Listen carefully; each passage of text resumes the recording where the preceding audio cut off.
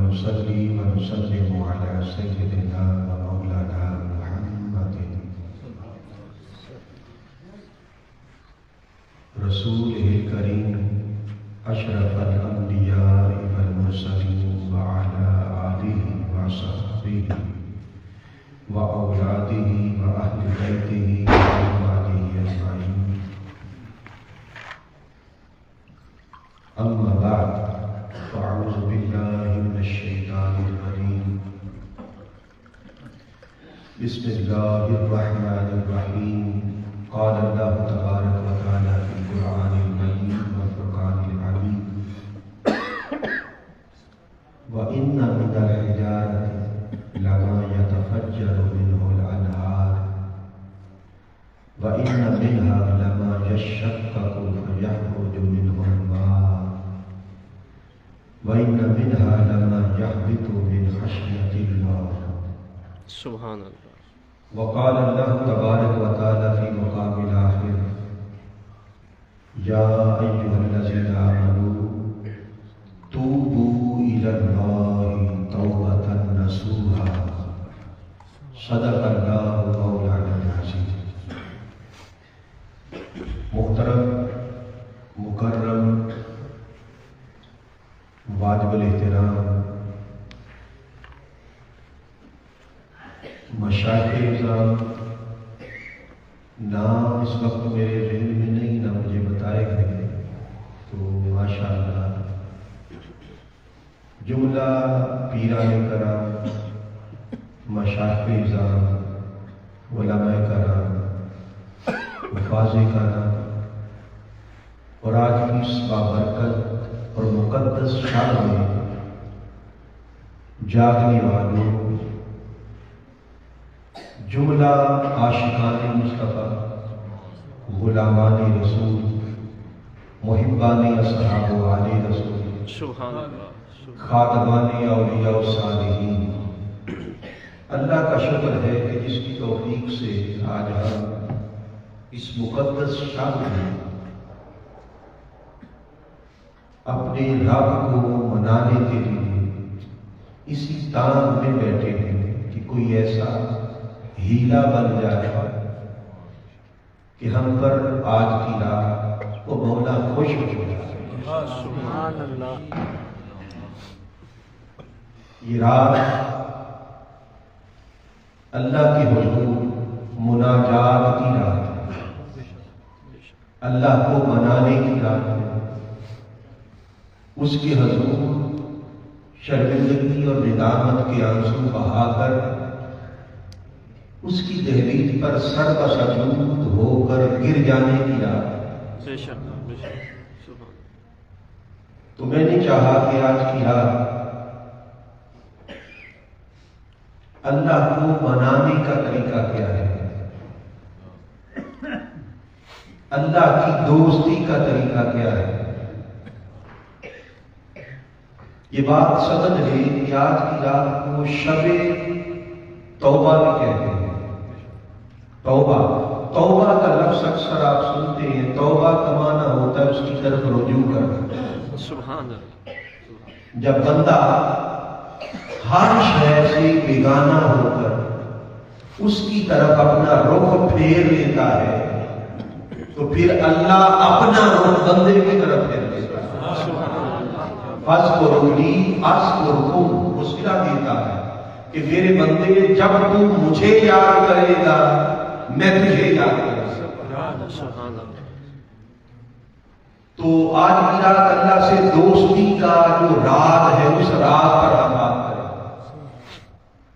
توبہ استغفار کے موضوع پر انشاءاللہ خطاب ہوگا، مگر توبہ کی حقیقت کیا ہے، توبہ کہتے کس کو ہیں، اور استغفار کیا ہے؟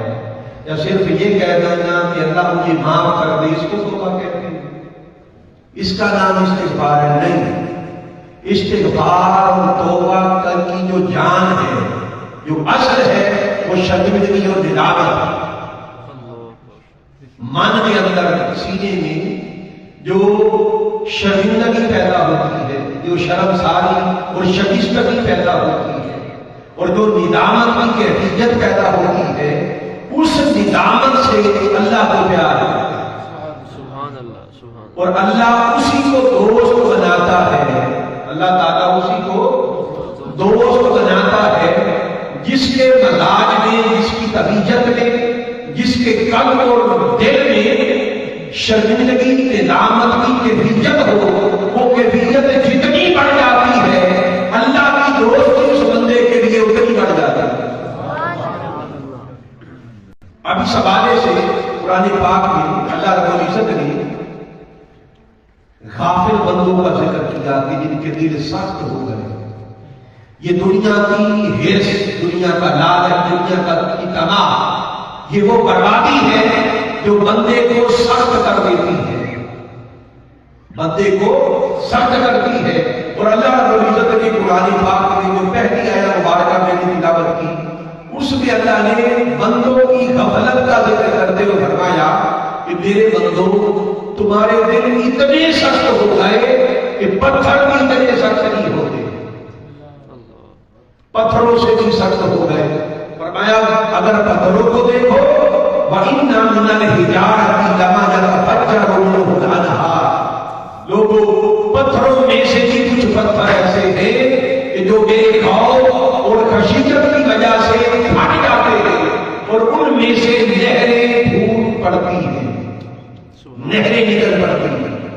وَإِنَّ مِنْهَا لَمَا يَشَّقَّقُ فَيَخْرُجُ مِنَ الْمَاءِ. فرمایا کچھ پتھر ایسے ہوتے ہیں کہ وہ شق ہو جاتے ہیں، ان میں دراڑیں پڑ جاتی ہیں اور پھر ان میں سے پانی بہہ نکلتا ہے. پھر تیسری قسم کے پتھروں کا ذکر کیا وَإِنَّ مِنْهَا لَمَا يَحْمِلُ مِنْ الْجَبَلِ. کچھ پتھر ایسے ہوتے ہیں کہ جو میرے خوف کی وجہ سے زمین پر گر پڑتے ہیں اور میرے ہاتھ سر کا سجود ہو جاتے ہیں. سبحان اللہ. تو تین قسم کے پتھروں کا ذکر کیا. توجہ کریں اتنی قسم کے پتھروں کا تین قسم کے پتھروں کا ذکر کیا. کچھ ایک قسم وہ بیان کی کہ جو اللہ کی خشیت سے اور اللہ کے خوف کی وجہ سے وہ پھٹتے ہیں اور ان میں سے نہریں نکلتی ہیں اور ان نہروں سے دور دور کی زمین سیراب ہونے جاتی ہے. اور دوسری قسم کے پتھروں کا ذکر کیا کہ ان میں سے نہریں تو نہیں نکلتی اور وہ دور تک سیراب تو نہیں کرتے، مگر کیونکہ ان میں سے پانی نکلتا ہے جو خود چل کر ان کے قریب آ جاتا ہے وہ سیراب ہو جاتا ہے. سبحان اللہ سبحان اللہ. وہ قریب والوں کو سیراب کرتے ہیں. اور تیسری قسم کے پتھروں کا ذکر کیا کہ ان میں سے نہ نہریں پھوٹتی ہیں، نہ پانی نکلتا ہے، نہ دور والوں کو سیراب کرتے ہیں، نہ قریب والوں کو سیراب کرتے ہیں، مگر اپنا کام کم کرتے ہیں، خود گر کرتے ہیں، اللہ کے حضور سر کا سجود ہو جاتے ہیں. سبحان اللہ. لوگوں ان تین قسم کے پتھروں کا ذکر کرنا بندہ غافل کو جھنجھوڑنا ہے کہ میرے بندو کاش تم ان پتھروں کی طرح ہو جاتی، کاش ان پتھروں کی طرح ہو جاتی، کاش تمہارے دلوں سے اللہ کی محبت، اللہ کے خوف، اللہ کے نثار اور قربت الہی کی نہریں روا ہو جاتی اور تمہاری روحانی نہروں اور چشموں سے دور دور تک میری مخلوق سیراب ہوتی چلی جاتی. مگر افسوس تم ان پتھروں جیسے بھی نہ رہے. چلو پہلی قسم کے پتھروں جیسے نہ بنو، دوسری قسم کے پتھروں جیسے بن جاؤ کہ دور والوں کو تم سیراب نہیں کر سکے. ایسے ہو جاؤ کہ جو قریب چل کے تمہارے قریب آ جائے تمہارا ہاتھ لے کر وہ سمجھ جائے، وہ پیاسا واپس آ جائے.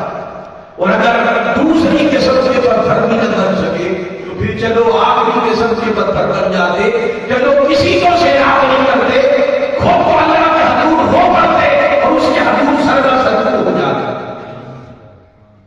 تو اس آیات مبارکہ میں اللہ نے تین قسم کے پتھروں کا ذکر کر کے غافل بندے کو جھنجھوڑا کہ میرے حضور خشیت کے ساتھ، میری محبت کے ساتھ اور میرے خوف کے ساتھ جھک جایا کرو. اور میں نے بتایا کہ خوف کی جو اصل ہے وہ شرمندگی اور ندامت. شرمندگی اور ندامت ہے. جب بندہ شرمندگی اور ندامت کے ساتھ آنسو بہاتا ہے اور آنسو بول دیتا ہے تو اللہ تعالیٰ جو بندہ اس کے حضور رو پڑتا ہے روتا وہی ہے جو شرمسار ہوتا. اسے شرمندگی ہوتی ہے. اس شرمساری اور ندامت کے ساتھ اللہ کو بڑا پیار ہے. اس لیے اللہ تعالیٰ نے قرآن پاک میں ایمان والوں کو مخاطب کر کے فرمایا یا الذین آمنوا توبوا الی اللہ. ایمان والوں اللہ کی طرف دائر ہو جاؤ, اللہ کی بارگاہ میں توبہ کیا کرو اور توبہ وہ کرو توبہ نصوحا, سچی توبہ کرو, سچے دل سے دائر ہو جاؤ. جھوٹی توبہ کیا ہوتی ہے کہ دل میں شکستگی اگر نہ ہو, دل میں اگر ندامت نہ ہو, شرمندگی نہ ہو تو زبان سے بندہ کہے کہ مولا معاف کر دے, یہ توبہ نہیں ہے تو مذاق ہے. اصل توبہ یہ ہے کہ من شکستہ ہو جائے, من کی دنیا میں ہلچل کر جائے, ندامت اور شرمندگی ہو, اس ندامت اور شرمندگی کی وجہ سے بندہ ہو پڑے اور کرے مولا مجھے معاف کر دے.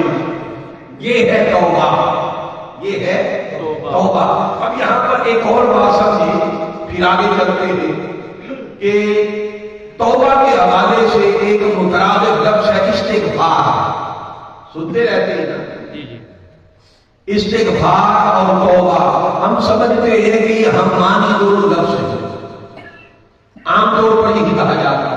استغفار کا معنی بھی معافی مانگنا اور توبہ کا معنی بھی معافی مانگنا, مگر اس میں ایک بڑا باریک فرق ہے. ایک بڑا باریک فرق ہے وہ یہ کہ استغفار کہتے ہیں کہ جو گناہ سرزد ہو گئے ان کیے گئے گناہوں سے معافی مانگنا یہ استغفار ہے. یہ کیا ہے؟ یہ استغفار ہے. اور آئندہ گناہوں سے بچنا یہ توبہ ہے. میں نے ایک فکر میں یہ بات سمجھا دی, میں چاہتا ہوں زیادہ لمبی چوڑی تفصیل میں ادھر سے نہ جائے, ہم نے بہت کچھ بیان کرنا. تو استغفار کیا ہے؟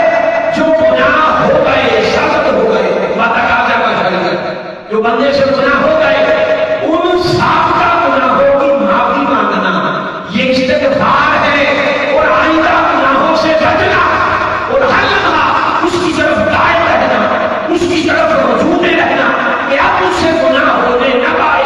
اس کیفیت کو توبہ کہتے ہیں. اس کیفیت کو توبہ کہتے ہیں. اللہ نے 4-5 مقامات پر استغفار اور توبہ کو جدا جدا کر کے بیان کیا. ایک مقام پر اللہ نے فرمایا واستغفروا ربکم, کہ میرے بندو اپنے رب کی طرف استغفار کیا کرو, معافی مانگا کرو اپنے گناہوں کی. پھر ساتھ فرمایا ثم توبوا علیہ, اس کے بعد ثم بعد عزت کے لیے آتا فرمایا جب استغفار کر لو اپنے گناہوں سے معافی مانگ لو تو پھر اس کے بعد کیا کرو؟ توبہ کیا کرو, اس کے حضور دائر ہو جاؤ. تو گویا استغفار ہے گناہ سے معافی مانگنا اور توبہ ہے کہ آئندہ گناہ سے بچنا. یہ توبہ ہے. یہ بات آپ نے سمجھ. اب آگے بڑھیں, آگے سیکھیے. وہ یہ کہ اللہ تعالیٰ نے بندے کی خلقت ایسے کی ہے کہ بندہ گناہ کر بیٹھتا ہے. ایسا بندہ گناہ نہ کرے یہ ممکن نہیں. بندہ گناہ نہ کرے یہ ممکن نہیں ہے.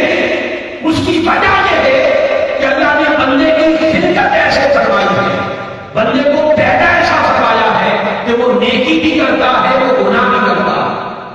نیکی بھی کرتا ہے اور گناہ. اللہ کبھی تقاضا نہیں کرتا کہ یہ ہر وقت نیکی کرے, ہر لمحہ نیکی کرے. اسے معلوم ہے, اسے خبر ہے کہ میرے اس بندے سے گناہ بھی سرزد ہوگا, گناہ بھی سرزد ہوگا. اور جب اس سے گناہ سرزد ہو جائے تو پھر اس کے بعد شرمندگی اور ندامت کے آنسو بہائے اور میں اسے معاف کر دوں. یہ ہے اللہ کا تقاضا. یہ چاہتا ہے اللہ بندے سے کہ بندے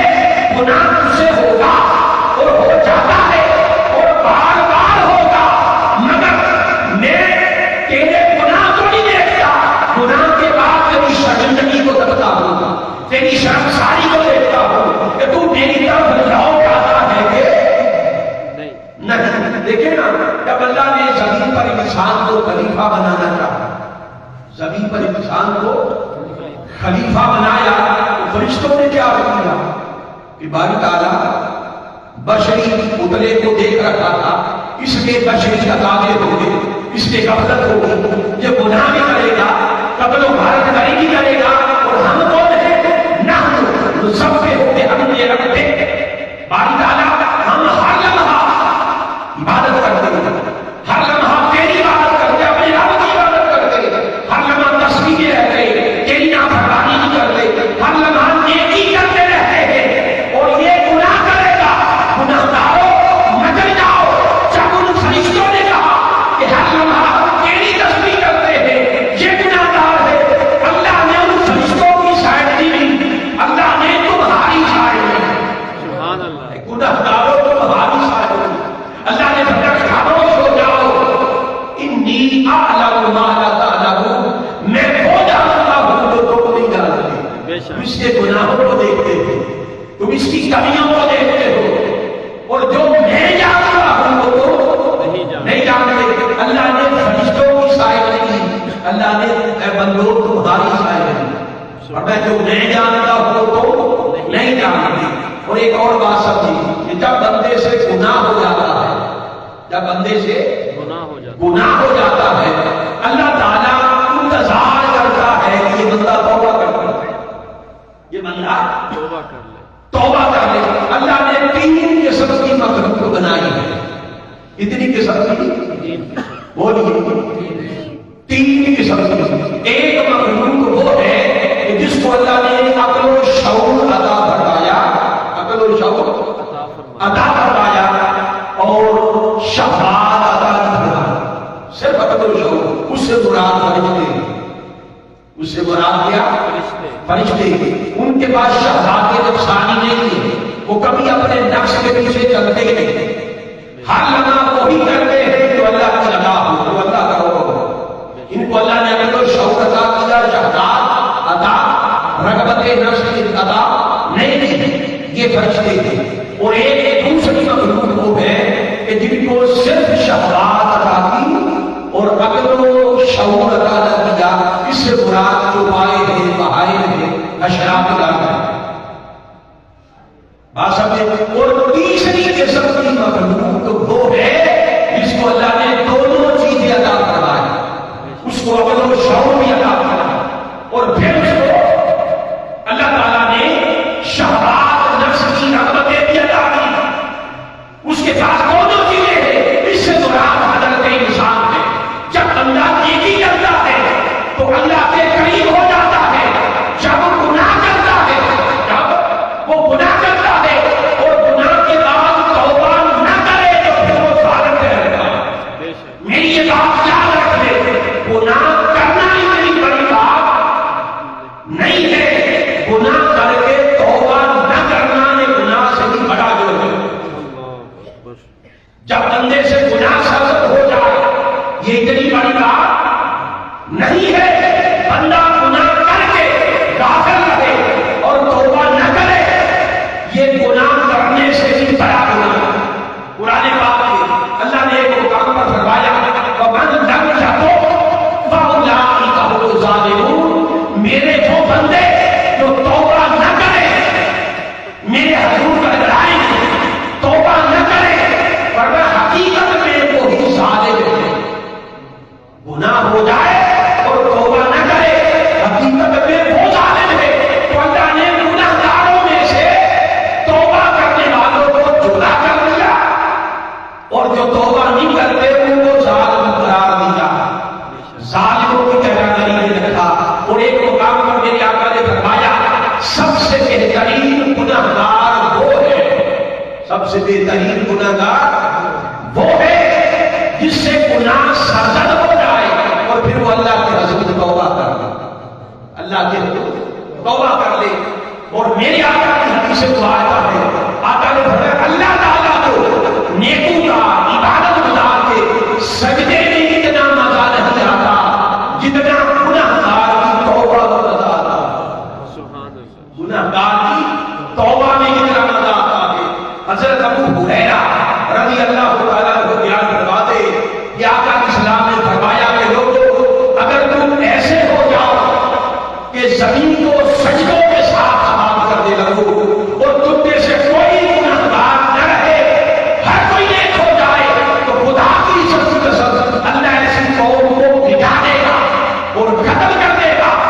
کی جگہ ایسی قوم لائے گا کہ جس قوم کے لوگ نیکی بھی کریں گے گناہ بھی کریں گے، مگر گناہ کر لینے کے بعد شرمندگی اور ندامت کے آنسو بہا کے اس کے غیظ و غضب کی آگ کو ٹھنڈا کر دیں۔ اس لیے لوگوں ندامت کے آنسو یہ سب سے زیادہ محبوب ہے اللہ تعالیٰ۔ حضور غوث پاک رضی اللہ تعالیٰ ان سے کسی نے سوال کیا کہ یہ جو حدیث مبارکہ ہے کہ نیکوکار کے سجدے کی نسبت اللہ کو گنہگار کے ندامت کے آنسوؤں سے زیادہ پیار ہے، توبہ سے زیادہ پیار ہے، اس کی وجہ کیا ہے؟ آپ فرماتے ہیں کہ یہ بات اللہ نے میرے دل میں ایسا فرمایا کہ وہ جو نیکوکار ہوتا ہے، وہ جو عبادت گزار ہوتا ہے، جب نیکی کرتا ہے، نماز پڑھتا ہے، تہجد کرتا ہے، تسبیح کرتا ہے، حج کرتا ہے، تو نیکیاں کر کر کے جنت کی امید بن جاتی ہے۔ جنت کی جب امید بن جاتی ہے تو پھر اس کی توجہ بڑھ جاتی ہے، کبھی توجہ جنت کی طرف، کبھی جنت والے کی طرف، کبھی توجہ جہاد کی طرف، کبھی توجہ کار کی طرف، کبھی توجہ محبوب کی طرف، کبھی محبوب کے نام و کرام کی طرف، اس کی توجہ بڑھی رہتی ہے، مگر وہ گنہگار جو غائب ہو جاتا ہے، نادم و شرمسار ہو جاتا ہے، اس کی ساری توجہ ہر لمحہ مولا کی طرف رہتی ہے، وہ جنت کی طرف توجہ نہیں کر پاتا، شرمساری کی وجہ سے اس کے مقبول چہرے کو ہر لمحہ تکتا رہتا ہے، اور اللہ کو اس کی اسی توجہ اور اسی ندامت سے پیار ہے۔ نیکوکار کی توجہ بڑھ گئی، شرمسار نادم گنہگار کی توجہ یکسوئی کے ساتھ اللہ کی طرف ہوتی ہے، اور اللہ کو اس کی اس توجہ سے پیار ہے، اس توجہ سے پیار ہے۔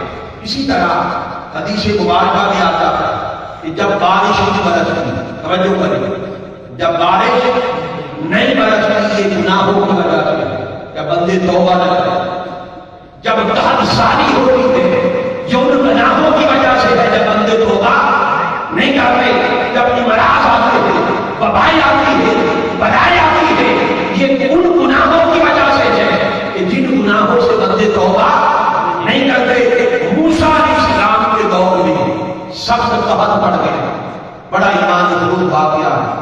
موسیٰ علیہ السلام کے دور میں سخت قحط پڑا تو بنی اسرائیل کو باہر میدان میں قید کیا اور عرض کیا مولا، دور جا کے سجدے میں لگ گئے، عرض کیا مولا تیرے بندے ایک طرف فرما دے، بارش عطا فرما۔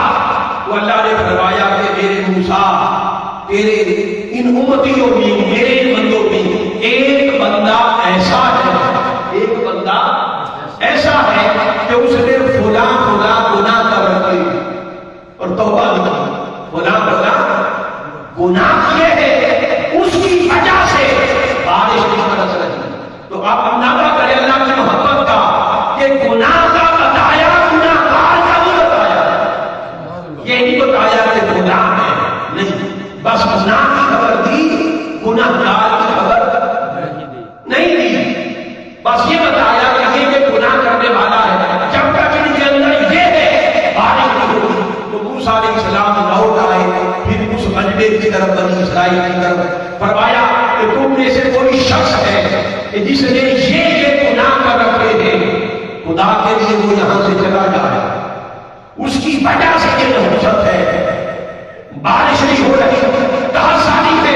اب وہ بندہ جس نے وہ گناہ کر رکھے تھے اسے خبر ہوتی کہ میری بات ہو رہی اور یہ گناہ میں نے کیے ہیں، اب وہ تڑپ گیا، رو پڑا، اگر میں یہاں سے چلا جاؤں تو سب کو خبر ہو جائے گا کہ وہ گناہ گار میں ہوں۔ وہ تڑپ گیا، وہیں پر دل ہی دل میں رو پڑا اور رو کر کرنے لگا کہ باری تعالیٰ تو نے اب تک میرے گناہ کو پردے میں رکھا تھا، اب میرا گناہ ظاہر ہونے والا ہے، مولا مجھے معاف کر دے، بخش دے۔ جب ندامت کے آنسو بہائے اسی وقت موسیقار بارش ہوئی۔ اب جب بارش شروع ہو گئی موسیٰ علیہ السلام حیران رہ گئے کہ باری تعالیٰ تم نے جو کہا تھا گناہ گار بنتا ہے، اس میں کوئی ان میں سے گیا بھی نہیں، باہر بھی نہیں نکلا، اور بارش تم نے برسا دی ہے، وجہ کیا؟ فرمایا کس بندے کی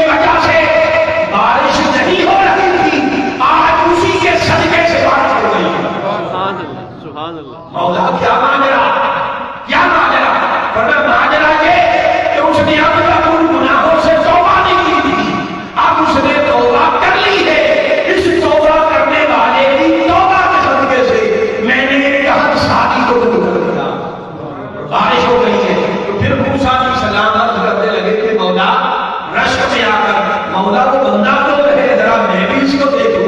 فرمایا موسیٰ جب وہ گناہ گار تھا تب نے بتایا وہ تو میرا ہو گیا ہے. اب کیا کرنا؟ سبحان اللہ سبحان اللہ سبحان اللہ.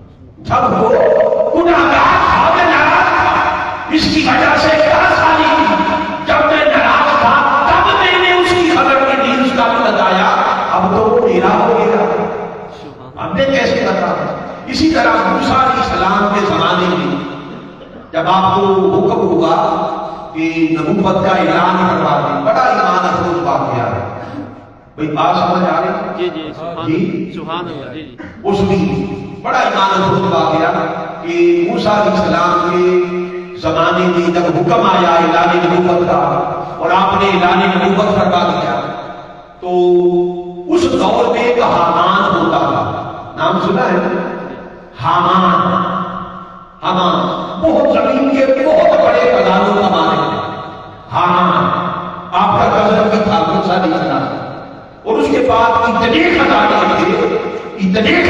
تھے کہ صرف ان خزانوں کی جو چابیاں تھیں وہ 70 اونٹ اٹھاتے تھے. وہ اتنے خزانوں کا مالک تھے. تو موسیٰ علیہ السلام کا اثر و رسوخ جب کرتے دیکھا حامان نے, اس نے موسیٰ علیہ السلام پر بہتان باندھا اور کہنے لگا یہ نبی نہیں مگر اس راستے سے یہ میرے خزانوں کو بھڑکنا چاہتا. اس طرح آج کے دور میں بات ہو اس طرح کے الزام, جو کوئی حق کی بات کہے تو الزام لگا لگے کہ یہ اس کا تعلیم ہے, یہ فلاں چاہتا ہے, یہ چاہتا ہے, یہ چیز چاہتا ہے. یہ ہمیشہ سے شیطان کا ایک وسوسہ اور شکنجہ رہا ہے. چنانچہ جب الزام لگایا موسیٰ علیہ السلام پر حامان نے کہ یہ نبی نہیں مگر میرے خزانوں کو بھڑکنا چاہتا ہے, موسیٰ علیہ السلام بڑے علاج کی طرف گئے, جلال میں آ گئے. جلال میں آ کر کیا مولا اس نے مجھ پر الزام لگایا ہے, الزام لگایا ہے, اس کو برباد کر دے, تباہ کر دے. اللہ نے فرمایا میرے موسیٰ زمین تیار ہے, زمین کو جو حکم دے گا یہ زمین تیرا حکم مانے گی.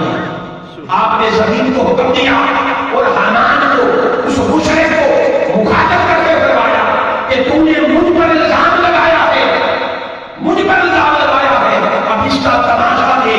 زمین کو حکم دیا کہ زمین اس کے خزانوں کو نکل دے اور اس حامان کو بھی نکل گیا. جب یہ حکم ہوا تو اس کے سارے خزانے زمینیں نکل گئی اور وہ بھی زمین کے خود بھی پھنسنے لگا. حامان جب ٹخنوں تک پہنچا تو وہ پکڑا گیا. اس نے کہا کہ معافی مانگو, اس نے کہا کہ معافی مانگو. اس نے کہا کہ موسیٰ مجھ کو معاف کر دے, مجھ سے غلطی ہو گئی. مگر اللہ کا نبی جلال میں تھا, فرمایا زمین نکل جا. وہ اور اندر پھنسا, گھٹنوں تک پہنچا. پھر اس نے کہا کہ معاف کر دے, جلال میں تھے, فرمایا زمین نکل جا. وہ بار بار کہتا کہ موسیٰ معاف کر دے, موسیٰ معاف کر دے, میں توبہ کرتا ہوں معاف کر دے. فرمایا زمین نکل جا, زمین نکل جا. جب سر تک پہنچا پھر اس نے آخری بات کہا کہ موسیٰ معاف کر دے. جلال میں تھا اللہ کا پیغمبر, فرمایا زمین نکل جا. زمین نے اس کو نکل لیا. جب زمین نے اس کو نکل لیا اور اس کی موت ہو گئی, اب اللہ نے وحی بھیجی موسیٰ علیہ السلام کی طرف. فرمایا موسیٰ وہ بندہ تم سے معافی مانگ رہا تھا, تجھ سے معافی مانگ رہا تھا, تو نے معاف نہیں کیا, تو نے اس بندے کو معاف نہیں کیا. موسیٰ یہ تجھ سے معافی مانگ رہا تھا, تو نے معاف نہیں کیا. ارے اگر یہ ایک بار بھی مجھ سے معافی مانگتا, مجھ کو میری عزت سے قسم سے معاف کر دیتا. لوگوں اتنا بڑا خدا تھا مشرک, اللہ کا دشمن, اگر ایک دفعہ معافی مانگے تو اللہ اسے بھی معاف کر دے. آپ تو اللہ کے حبیب کی امت کے فرد ہیں, اللہ کے محبوب رسول کے فرد ہیں. اگر آج کی آپ طرف پڑے, رو پڑے, اپنے گناہوں کو یاد کر کے اور یہ کہے کہ مولا معاف کر دے, وہ اپنے دشمنوں کو معاف کر دے, وہ نہ کہے کہ مولا معاف کر. جب آپ کہے کہ مولا معاف کر تو اللہ کی رحمت کتنی برسے گی اور کس طرح. اسی طرح کتابوں میں آتا ہے، کتابوں میں، کہ اللہ کو توبہ کرنے والے بندے سے کتنی محبت ہے، کتنی محبت ہے۔ روایات میں آتا ہے ایک شخص تھا ریگستان میں سفر کر رہا تھا، راستے میں سخت گرمی تھی، تو راستے میں ایک درخت کو دیکھا کہ اس کا خلق سایہ ہے۔ اس نے کہا کہ چلو سایہ مل گیا، پتہ نہیں آگے سایہ ملے یا نہ ملے، یہاں پہ سستا لیتا، وہاں پر سواری کو باندھ دے اور سو پڑا، جب اٹھا کے رات ہوا تو سواری گئے، اسی پر پانی کی چھاگل، کھانے پینے کا سامان تھا، اور اس ریگستان میں مہینوں مہینوں پانی نہیں ملتا۔ جب وہ سواری غائب ہو گئی تو اس کا سیدھا مطلب یہ تھا کہ اب موت ہے، سیدھا مطلب کیا کہ موت ہے۔ جب اس نے موت اپنی سر پر دیکھی تو مولا کی طرف متوجہ ہو گیا، عرض کیا مولا میں اپنا غم تجھ سے نہ کروں تو کس سے کروں، تجھ سے بیان نہ کروں تو کس سے بیان کروں۔ وہ مولا کی طرف متوجہ ہو گیا اور اس کی آنکھ لگ گئی، اور جب آنکھ کھلی اس غم میں سویا یا موت ہے، جب آنکھ کھلی تو اس کا وہ اونٹ، اس کی سواری بھو بہو اس کے سامنے کھڑی، پانی کی چھاگل ہے۔ اتنا خوش ہوا وہ بندہ اتنا خوش ہوا، اتنا خوش ہوا، اس نے خوشی کی حالت میں اللہ کا شکر ادا کیا، مگر لفظ کی طرف کر بیٹھا۔ اس نے کہا اللہ اللہ اللہ، کہہ کر اس نے کہا اللہ یا ربی انت عبدی، اے میرے رب، اے میرے رب تو میرا بندہ ہے، انا ربک، میں تیرا رب۔ خوشی کی حالت میں انہوں نے مٹ کر گئے، کہنا یہ تھا کہ میں تیرا بندہ ہوں اور تو میرا رب ہے، مگر الٹ کر گیا۔ اس نے کہا کہ مولا تو میرا بندہ ہے، میں تیرا رب ہوں۔ خوشی کی حالت میں یہ وحی سرکاری اللہ نے نبی کی طرف فرمایا، آپ کی امت کو یہ واقعہ سنا اور ان سے پوچھ وہ بندہ جس کی سواری تو گئی تھی اور پھر سواری مل گئی، اس کی جان بچ گئی، اس کو کتنی خوشی ہوئی ہوگی، وہ کتنا خوش ہوا ہوگا۔ میرے بندوں کو بتا دو وہ اپنی جان کے بچ جانے پر کتنا خوش ہوا، اس سے کہیں زیادہ رب خوش اس وقت ہوتا ہے کہ جب کوئی گنہگار بندہ اس کے حضور توبہ کرتا ہے، سبحان اللہ، اس کے حضور معافی مانگتا ہے۔ بے شک لوگوں یہ ندامت، یہ شرعی لگی، یہ ندامت اور شرعی لگی۔ حضرت آدم علیہ السلام، آپ واقعہ سنتے ہیں نا، ان سے ایک خطا ہو گئی، ان سے ایک خطا ہوگی۔ خطا کیا ہوگی کہ فرمایا یہ درخت ہے اس کے قریب نہ جانا، وَلَا تَقْرَبَ هَٰذِهِ الشَّجَرَةَ، اس درخت کے قریب نہ جانا۔ اور شیطان نے قسم کھا دی، خیال کیا اللہ کی قسم جھوٹی کو اٹھا سکتا ہے، قسم کھا دی، قسم کھا کر کہا اس درخت کا پھل کھا لیا تو ہمیشہ اللہ کی غربت میں رہے گا۔ بس بھول کر وہ پھل کھا لیا۔ اب قرآن میں آتا ہے کہ بھول ہو گئی، ہم عام طور پر کہتے ہیں اسے خطا ہوگی، یہ کہتے ہیں ان سے خطا ہوگی، مگر قرآن اس کو خطا نہیں کہتا۔ قرآن میں کہتا ہے لم نجد لہ عزما، کہ میں نے گناہ کا ارادہ پایا ہی نہیں، میں نے گناہ کا ارادہ پایا ہی نہیں۔ جب گناہ کا ارادہ ہی نہیں تو پھر گناہ کیسا؟ وہ گناہ نہیں تھا تو پھر وہ کیا تھا؟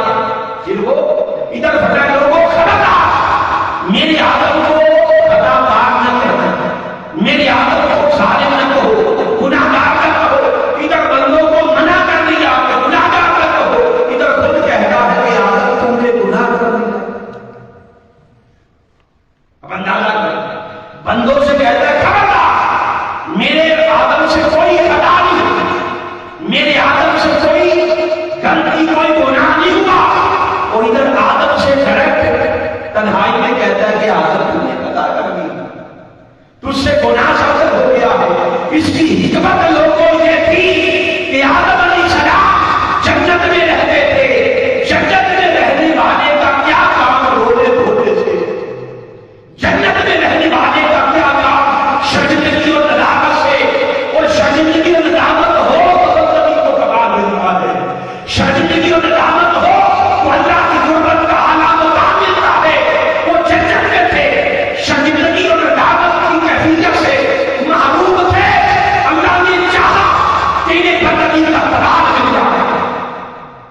حقیقت کا کمال مل جائے، ہدایت کا کمال مل جائے، تو اللہ نے ندامت کی راہ پر ڈالنا تھا اپنے بندوں سے کہا خبردار گناہگار نہ کہنا۔ ادھر فرمایا کہ آدم اس سے گناہ ہو گیا، شرمندگی اور ندامت کی راہ پہ ڈال دیا، اور آدم علیہ السلام زمین پر اتارے گئے، ارے زمین پر بھیجے گئے۔ یہ کوئی سزا نہ تھی، یہ کوئی سزا نہ تھی، یہ جو نزول تھا وسیلہ عروج تھا، وسیلہ عروج تھا۔ فرمایا کہ آدم اب تو چلا جا۔ جب آدم جا رہا تھا تو پیچھے فرمایا کہ آدم توبہ کر، اور یہ طریقہ ہے، یہ طریقہ ہے۔ دیکھیں نا، اگر کوئی سزا دے، اگر کوئی سزا دے تو سزا سے بچنے کا طریقہ بھی نہیں بتاتا، بس اس راہ پر ڈالنا مقصود تھا کہ آدم اس راہ پر چل تاکہ بندگی کو کمال مل جائے۔ بس وہ اشارہ پا گئے، آدم علیہ السلام اتنا ہوئے شرمساری کی وجہ سے کئی سو سال تک آسمان کی طرف سر اٹھا کے دیکھا، سر جھکا رہا، اور پھر جب اللہ نے کرم کروایا تو پھر یاد آیا کہ جنت میں نام محمد لکھا دیکھا تھا، جنت کے بندوں پر اللہ کے نام کے ساتھ نام محمد تھا، جنت کے ہر دروازے پر اللہ کے نام کے ساتھ نام محمد تھا، جنت کی حوروں کی پتریوں میں اللہ کے نام کے ساتھ آنکھوں کی پتریوں میں اللہ کے نام کے ساتھ نام محمد تھا۔ تو سمجھ گئے، یاد آ گیا، اور یاد کیوں کر گیا تاکہ میں معاف کر دوں۔ سبحان اللہ، سبحان اللہ۔ جتنی توبہ درکار تھی، جتنی شرمندگی درکار تھی، جب قرار مل گیا اب یاد کروا دیا۔ اب 309 سال کے بعد اب جب سب کھایا تو رات کا وقت تھا، ہر ستارے پر نام خدا کے ساتھ نام محمد لکھا دیکھا، تڑپ گئے اور کیا مولا اس نام محمد کا صدقہ تجھے اللہ نے معاف کر دیا۔ لوگوں، یہ اللہ سے ڈر جانا، یہ طبیعت میں مزاج میں شکستگی کا پیدا ہو جانا، اور اپنے آنسو کو رول دینا کہ مولا معاف کر دے، یہ بڑا عجیب راستہ ہے مولا کو بتا دے۔ وہ کہتا ہے بندو میری بارگاہ میں تمہارے گناہ اگر کل کائنات کے درختوں کے پتوں سے بھی بڑھ جائے، کل پانی کے قطرات سے بھی بڑھ جائے، اور ریت کے ذرات سے بھی بڑھ جائے، بندے تو ایک بار شرمسار ہو کر ندامت کے آنسوؤں کے ساتھ میری بارگاہ میں آ، میں یہ نہیں دیکھوں گا کہ تیرے کتنے گناہ ہیں، بس تیرا آنا دیکھوں گا اور معاف کر دوں گا، معاف کر دوں گا۔ اور بڑے بڑے اولیاء یاد رکھتے، اہل اللہ اسی راستے سے اللہ کو پاتے ہیں، اسی راستے سے۔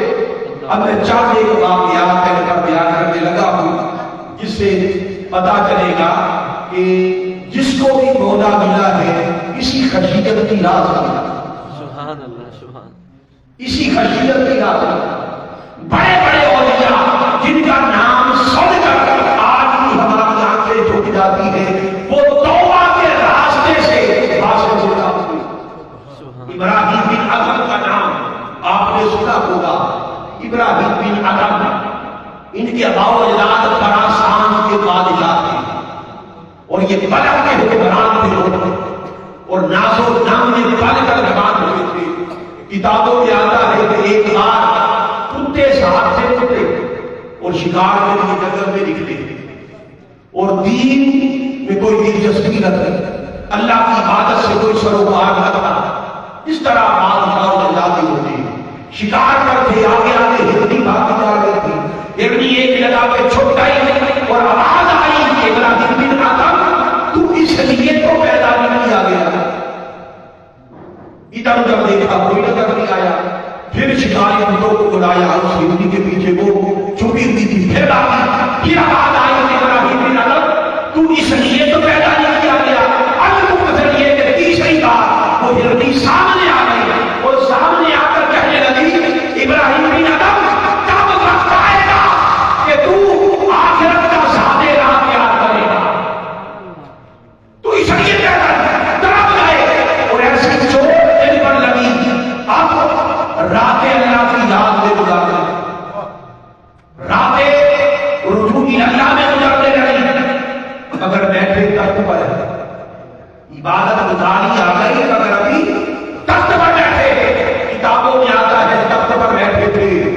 اتنے میں کوئی جوان اندر آ گیا اور ادھر ادھر دیکھنے لگا. آپ نے فرمایا جوان تو کون ہے اور بغیر اجازت کے اندر کیسے آیا؟ اس نے چوک کر دیکھا تھا. اس نے کہا اچھا آپ بیٹھے ہیں، میں تو اس کو ہوٹل سمجھ کے آیا تھا، یہ تو کوئی سرائے لگتا. یہ کوئی سرائے کہتے ہیں کہ آپ یہاں پر مسافر آتے اور اپنی طبیعت کے مطابق جتنا رکنا چاہے رک جاتے.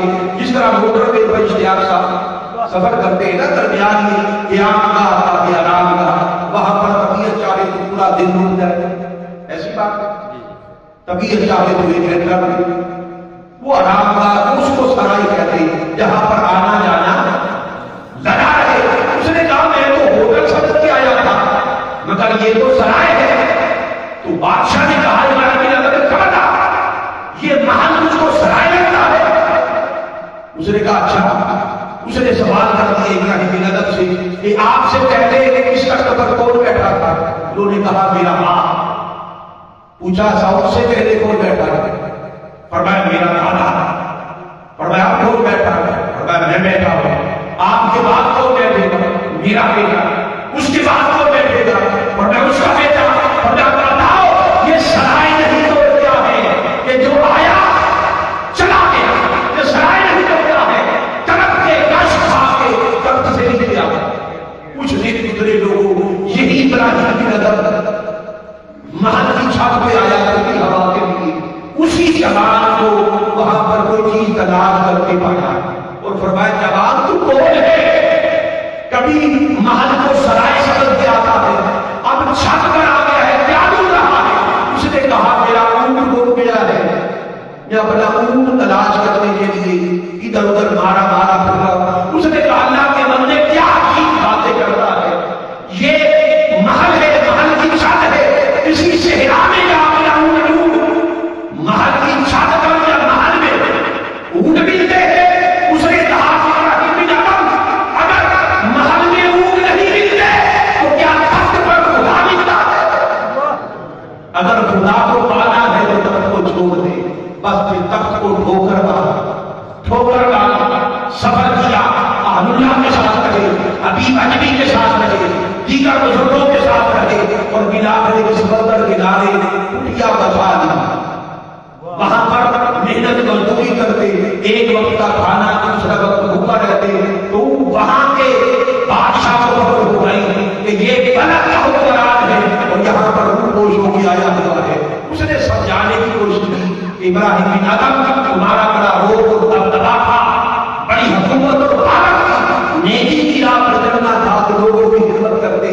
یہ کیا ہے؟ نہ حکومت رہی، کوئی پاور طاقت تمہارے پاس نہیں. اس نے کہا فرمایا اچھا آپ نے ٹکڑی سی رہے تھے، سوئی دریا میں سمندر میں پھینکی اور مچھلیوں کو حکم دیا میری سوئی ڈھونڈ کے لاؤ. تو ہزاروں مچھلیاں سونے کی سوئیاں لے کر آ گئی. فرمایا نہیں مجھے میری سوئی چاہیے. تو ایک مچھلی آئی آپ کو ہی شیر سوئی لے کر آئی. فرمایا اس تخت کو بنایا ہے اس بادشاہ کو پایا. لوگوں بڑے بڑے اولیاء نے اس توبہ کے راستے سے، ندامت کے راستے سے، اس خشیت الہی کے راستے سے مولا کو پایا. اسی طرح کتابوں میں آتا ہے حبیب اجمی کے حوالے سے، حبیب اجمی کے حوالے سے کتابوں میں آتا ہے کہ وہ سود خور تھے. کیا تھے؟ سود خور. اور امام حسن بصری کی بارگاہ میں آتے ہیں، حاضری دیتے ہیں محبت. اور امام حسن بصری اکثر فرماتے کہ جو تیرے پاس مہلت ہے طائب ہو جا، اس مہلت کے اندر توبہ کر، مگر کوئی اثر نہیں ہوتا کہ اللہ والے اس طرح کی باتیں کرتے ہوتے ہیں. ایک بار کوئی قصاب تھا گوشت بیچنے والا، اس کے پاس گئے اور جا کر کہنے لگے مطالبہ کیا کہ میرا سود، میرا مال سود سمیت واپس کرو. وہ رو پڑا. اس نے کہا تھوڑی مہلت دے. کہنے لگے اچھا تھوڑا سا گوشت لا. گوشت منافع میں لے کر آ گئے. گھر میں آ کر کہا اپنی زوجہ سے یہ گوشت پکاؤ. بیوی نے جب گوشت پکایا وہ پہلے بھی منع کرتے، آج جب اس نے گوشت پکایا تو ساری دنیا بھوک سے بھر گئی. بھوک لگی ہوئی تھی، کھانا لاؤ. جب ہڈیاں خون میں بھری رہی، آپ کی زوجہ رو پڑی اور روتی بھی آئی، بچوں کو اکٹھا کیا، دسترخوان بچھایا، فرمانے لگی، کہنے لگی آپ کی زوجہ، اے حبیب علی میں تجھے کہتی تھی سود کے کاروبار کو چھوڑ دو، اللہ رسول سے دشمنی موڑ نہ لو، اب یہ کھانا کما ہے خود بھی کھا، اپنے بچوں کو بھی کھلا۔ جب وہ ڈھکن اٹھایا تو گوشت نہ تھا، تو سارا خون تھا، تڑپ گئے، رو پڑے۔ تو وہ جو نصیحت تھی آپ کی وہ یاد آئی، تو روتے ہوئے امام بصری کی بارگاہ کی طرف چل پڑے۔ جب ایک راستے میں کچھ بچے کھیل رہے تھے، ایک بچے نے کہا کہ پیچھے پیچھے ہو جاؤ، سود کھو آیا ہے، اس کے سائے سے پیچھے بھاگو۔ تڑپ پڑے، عرض کیا مولا اب یہ معصوم ننھے بچے تجھ سے نفرت کرنے لگے۔ روتے ہوئے گر گئے امام حسن بصری کی بارگاہ میں، اور آپ کے ہاتھ پر جب دائر ہوئے، امام حسن بصری نے فرمایا حبیب علی تجھے مبارک ہو، اللہ تم پر راضی ہو گیا۔ انہی روتے ہوئے آنسوؤں کے ساتھ باہر نکلے، اور وہیں پر وہ بچے کھیل رہے تھے، تو بچوں سے ڈرتے ہوئے نکلے کہ بچے پھر نہ بولے۔ جب نکلے ایک بچہ بولا راستہ چھوڑ دو، یہ اللہ کا دوست آ رہا ہے، راستہ چھوڑ۔ ڈر گئے کہ مولا ابھی توبہ کی ہے اور تم نے اپنے بندوں پر میری طرف توڑ دیا۔ لوگوں یہ توبہ کرنا، یہ اللہ سے معافی مانگنا، یہ بڑا عجیب راستہ ہے اللہ کو بنانے کا، اللہ کو خوش کرنے کا۔ اور امام حسن بصری یاد رکھیں، امام حسن بصری جن کے ہاتھ پر توبہ کی، حبیب اجمی نے توبہ کرنے کے بعد ایسا حاصل ملا ہوئے، اللہ کی ایسی ایسی باتیں کرتے تھے کہ امام حسن بصری خود ان کی بارگاہ میں جانے لگے، خود ان کی صحبت میں جانے لگے۔ ایک بار ان کی ملاقات کے لیے آئے، کتابوں میں آتا ہے تو نماز مغرب یا عشاء کا وقت تھا، ان کی بارگاہ میں آئے تو نماز کی جماعت کروا رہے تھے۔ حبیب اجمی کیونکہ لہجہ اجمی تھا اور قرات کے رسول کے مطابق تلاوت بھی ہو رہی تھی، جب مجہول قرات دیکھی تو خیال آیا کہ میرے جیسا شخص ان کے پیچھے نماز پڑھے کہ درست بات نہیں، سائڈ پہ بیٹھ گئے، اور پھر جب نماز ہو گئی تو منافقت بات کی، اللہ کی باتیں کی، سنی اور چلے گئے۔ جب سوئے تو کتابوں میں آتا ہے کہ رات اللہ کا دیدار ہوا، اللہ کا دیدار ہوا۔ عرض کیا مولا تو کہاں پر ہوتا ہے، مولا تیری قربت کیسے ملے گی؟ فرمایا کہ حسن بصری تو میرے دروازے پر آیا مگر اندر نہیں آیا، مجھے بعد میں پتہ چلا گیا، تڑپ گئے۔ عرض کیا مولا مجھ سے کیا کرا ہوگا؟ فرمایا کہ میرے بندے اگر تو حبیب اجمی کے پیچھے نماز پڑھ لے گا تو مجھے پا لے گا، مجھے پا لے گا۔ اور یہ امام حسن بصری، آخری بات اس کے بعد میں پھر اجازت چاہوں گا، یہی امام حسن بصری ان کی توبہ کا واقعہ بھی سنی، بڑے بڑے بڑے بڑے اللہ والے توبہ کے راستے سے اللہ کی ضرورت دیا، اللہ کے دوست بنے، ندامت اور شرمندگی کے شکار کوئی راستہ نہیں ہے کہ جس راستے سے گناہ ملتا۔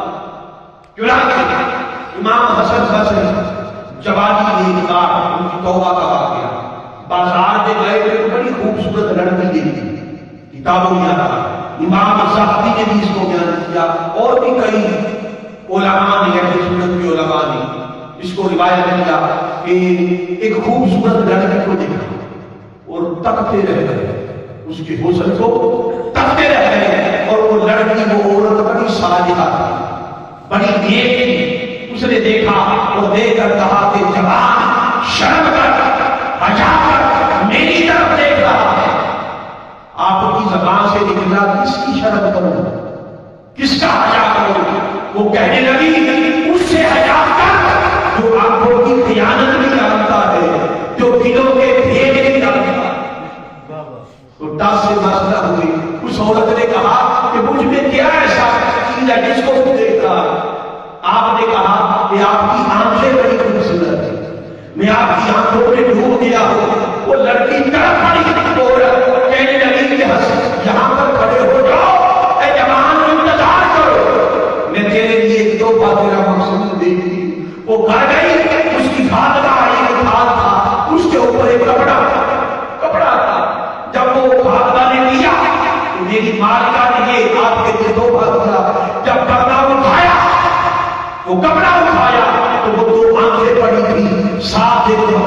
تھا پر تھا، اس پر لکھا ہوا تھا کہ مولا یہ میری آنکھیں مجھ کو نہیں چاہیے جن آنکھوں کی وجہ سے ایک سارے جوان گمراہ ہو گئے، مجھ کو ان آنکھوں کی حاجت نہیں۔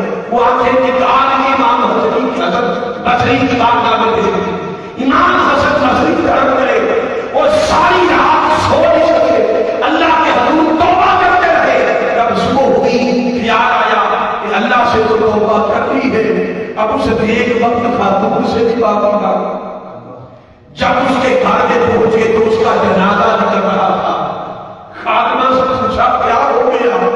خاتمہ نے کہا یہ ساری رات میری مالکہ سو نہیں سکی، ساری رات روتی رہی کہ مولا مجھے معاف کر دے، میری آنکھوں کی وجہ سے ایک سارے جوان گمراہ ہو گیا، اور روتے روتے اس کی روح تب سے اتری سے برباد کر دیا۔ چنانچہ دو امام حسن بصری تڑپ گئے اور اللہ کے حضور طائف ہو گئے، تڑپ گئے، کئی دن روتے روتے سو نہ سکے، اور ایک دن اللہ کو رحم آ گیا، آنکھ لگی تو وہی لڑکی وہی عورت خواب میں آ گئی۔ جب خواب میں آئی تو آنکھیں جھک گئی، آنکھیں جھک گئی، آنکھیں جھکا کر قدموں میں گر پڑے، کہنے لگے خدا تمہارا بھلا کرے، اے خوش وقت کا تو مجھ کو معاف کر دے۔ فرمایا میں نے تجھے معاف کیا، میں نہیں کروں، اللہ کی قربت میں ہوں، اللہ کی انعامات میں ڈھیر ہوں، میں بڑی خوش ہوں، مجھے معاف کرتی ہوں۔ امام حسن بصری کے ہاتھ جوڑ کے کہنے لگے کہ خدا کی بندی مجھے کوئی نصیحت کر دے، اے شب برات میں اللہ کے حضور اللہ کے گھر میں آ کر بیٹھنے والوں، وہ نصیحت تو اس صالحہ بطور نے امام حسن بصری کو کی تھی، آج کی رات اسی کو اپنا وظیفہ بنا لیں، اسی کو وظیفہ بنا لیں۔ یہی آپ کے لیے سبق ہے، یہی آپ کے لیے درس ہے۔ آپ جوڑ کر کیا مجھے نصیحت کرے، نصیحت کروائی، فرمایا کہ حسن بصری اذا خلوت ذکرن، جب تو خلوت میں ہو، جب تو تنہائی میں ہو، اور تنہائی سے مراد اکیلا پن نہیں ہے، یہ بات یاد رکھ لے، تنہائی سے مراد اکیلا پن نہیں ہے، تنہائی سے مراد یکسوئی ہے۔ تنہائی سے مراد کیا ہے؟ یکسوئی ہے۔ اگر بندہ تنہا ہو اور یکسوئی نہ ہو تو وہ محفل میں ہے، تنہا نہیں، اور اگر محفل میں بیٹھا ہو مگر یکسوئی ہو، مولا کی طرف رجوع میں ہو، تو محفل میں بیٹھ کر بھی خلوت میں ہے۔ اس خلوت کو بتائے اور ایسا خلوت ذکر اللہ، جب تو تنہائی میں ہو تو یکسوئی کے ساتھ اس کا ذکر کیا ہے، اس کے ناموں کو جپا کر، اور جب تو صبح کرے یا شام کرے، صبح و شام اس کی بارگاہ میں توبہ کیا کر، توبہ کے راستے سے توبہ کے راستے سے وہ ملتا ہے۔ اب اسی کو اپنا وظیفہ بنا دیں کہ یکسو ہو کر اس کا ناموں کا ذکر کریں۔ فرمایا بس رشتہ رکھے گا، یہاں پر میں کر رہا ہوں، بس رشتہ رکھے گا اور تبدل یہ تبدیلا، میرے بندوں اپنے رب کے ناموں کو یوں دیکھنے سوا بناؤ، یوں اس کو یاد کرو، اور یکسو ہو کر ہر شے سے منہ پھیر کر اس کے ناموں کو یوں ذکر کیا کرو، اور یوں اس کی یاد کیا کرو، اس کی یاد میں یوں گم ہو جاؤ اور یوں کھو جاؤ کہ تبدل یہ تبدیلا، ہر شے سے کٹ کر اسی کے ہو جاؤ، ہر شے سے کٹ کر اسی کے ہو جاؤ۔ اب یہاں پر ایک بات سمجھیں، یہ جو دو لفظ ہیں تبدل اور تبدیل، تبدل اور تبدیل دونوں کا معنی علماء نے کٹ جانا بیان کیا کہ بندے کٹ جا، اے بندے تو کٹ جا۔ تبدیل کا معنی بھی کٹ جانا، تبدل کا معنی بھی، یعنی تبدل میں بھی کسی سے کٹ جانا ہے، تبدیل میں بھی کسی سے کٹ جانا ہے، تبدل میں بھی کسی کو چھوڑ دینا ہے، تبدیل میں بھی کسی کو چھوڑ دینا ہے، تبدل میں بھی کسی سے روک پھیر دینا ہے، تبدیل میں بھی کسی سے روک پھیر کے بھول جانا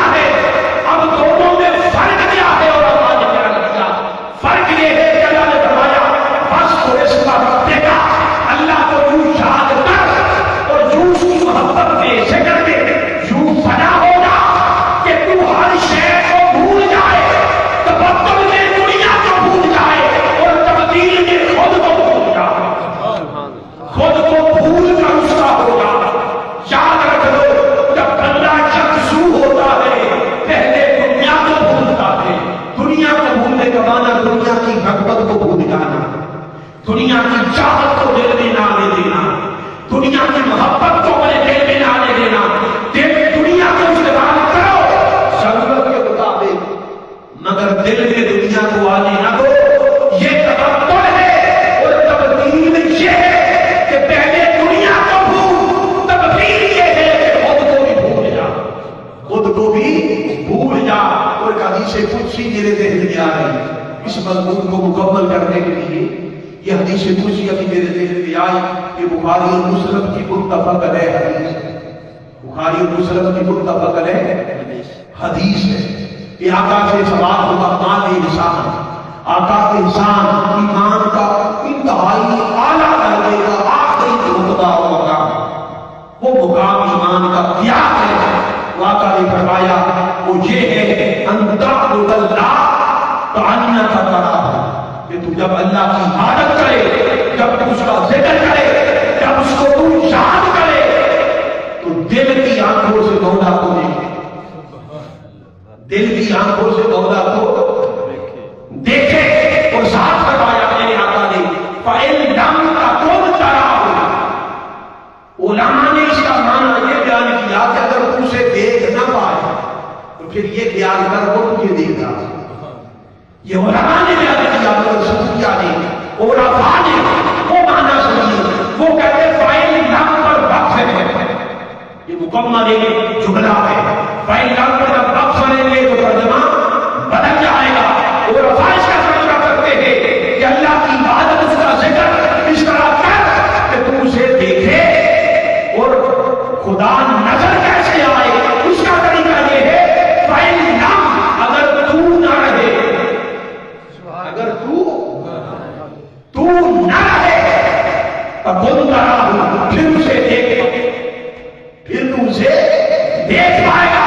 لوگوں اس مولا کے دکھنے میں سب سے بڑی رکاوٹ تمہارا ہونا ہے، تمہارے ہونے میں اس سے دور رکھتا ہے، اپنے ہونے کو یہ پڑھنا ہے، اسے اٹھاؤ تو خدا اپنے جلوے ظاہر کرنا چاہتا ہے، اپنے حسن و جمال کے ساتھ تمہاری انگلی کھیتی آباد کرنا چاہتا ہے، اپنے حسن و جمال کے جلووں سے تمہارے قلوب اور باطن کو سیراب کرنا چاہتا ہے، مگر تیرا ہونا رکاوٹ ہے، مگر تیرا ہونا رکاوٹ ہے۔ آج عید مستانی رحمت اللہ علیہ سے کسی نے پوچھا کہ اللہ کہاں ہوتا ہے، اللہ کدھر ہے؟ فرمایا ایک وقت وہ تھا کہ جب خدا کو دیکھنے کے لیے نکلتا تھا تو ہر جگہ خود ہی کو پاتا تھا، مگر وہ نظر نہیں آتا تھا۔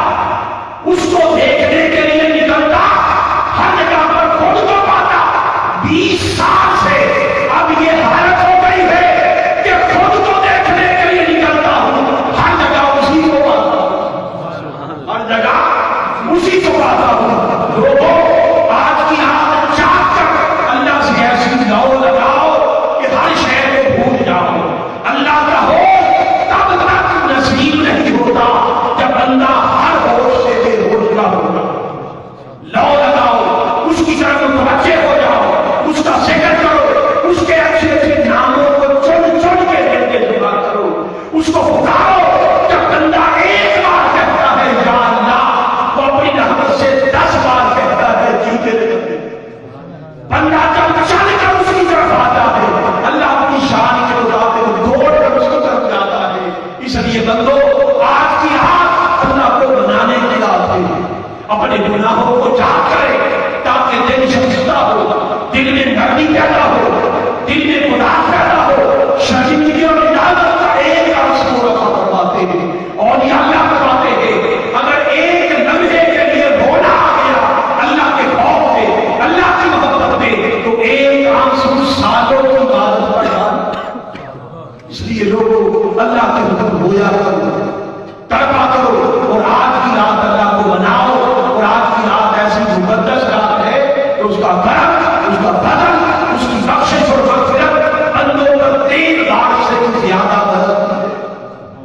اور اللہ تعالیٰ اپنی رحمت کے ساتھ بندوں کو مخاطب کرتا، اس کی رحمت آواز دیتی ہے، میرے بندوں مانگو کیا مانگتے ہیں۔ جب کوئی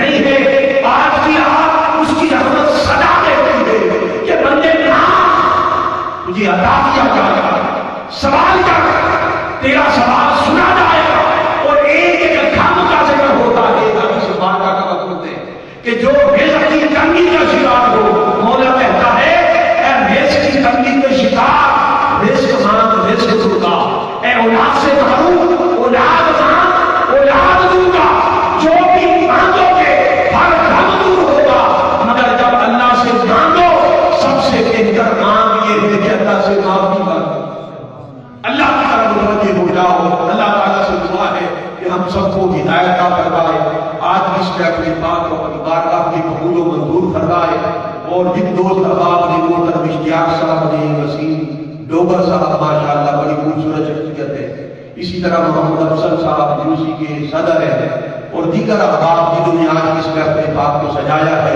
اللہ تعالیٰ ان کے رزق میں برکت عطا فرمائے، اور شاہ کے نظام یعنی کرام بیٹھے ہیں، ان کی زیارت بھی ساتھ ساتھ ہو رہی ہے، اللہ تعالیٰ نے ان کا سایہ دائمی ہم پر رکھے، اور ان کے فیوزات کا ہمیں حصہ عطا فرمائے، اور جتنے بھی دوست احباب یہاں پر موجود ہیں، دعا کو کوئی خالی ہاتھ لوٹ کے نہ جائے، ہر کسی کو در رسول کی خیرات نصیب ہو، در بطول کی خیرات نصیب ہو، اور آج کی رات چوریاں مار مار کے لے جائے،